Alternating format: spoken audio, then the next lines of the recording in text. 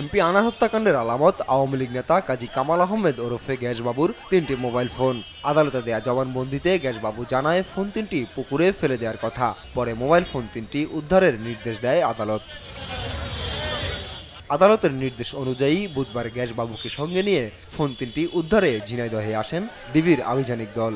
শহরের পায়রা চত্বর এলাকার পিপিলিকা মার্কেট ও স্টেডিয়ামের পিছনের 2টি পুকুরে ডুবুরি ও জেলেদের নিয়ে শুরু করে অভিযান। নেতৃত্ব দেন ঝিনাইদহের সিনিয়র জুডিশিয়াল ম্যাজিস্ট্রেট ফারুক আজম। সঙ্গে ছিলেন ডিবি প্রধান হারুন। কামাল আহমেদ বাবু বিজ্ঞ ম্যাজিস্ট্রেটের সামনে আদালতে যে 164 করে যে কথাটা বলেছেন যে উনি এই যে আলামত 3টি মোবাইল ফেলে দিয়েছেন পুকুরে, সে মোবাইলটা উদ্ধার করতে পারলে আমি মনে করি মামলাটা আরো একটু পরিপক্ক হবে। কয়েক ঘন্টা অভিযানের পরও মোবাইল ফোন উদ্ধারের বিষয়ে কিছু জানানো হয়নি ডিবির পক্ষ থেকে। এদিকে অভিযানের খবরে ভিড় জমায় উৎসুক জনতা। স্থানীয়রা জানান নিয়মিত পুকুরে মাছ ধরার জাল ফেলা হয়, তাদের কেউ হয়তো ফোন খুঁজে পেতে পারে। আমি এখানে দেখি প্রত্যেক শুক্রবারেই জেলেরা এখানে জাল টানে, তো এমনি মাছ ধরার উদ্দেশ্যে তারা জাল টানে।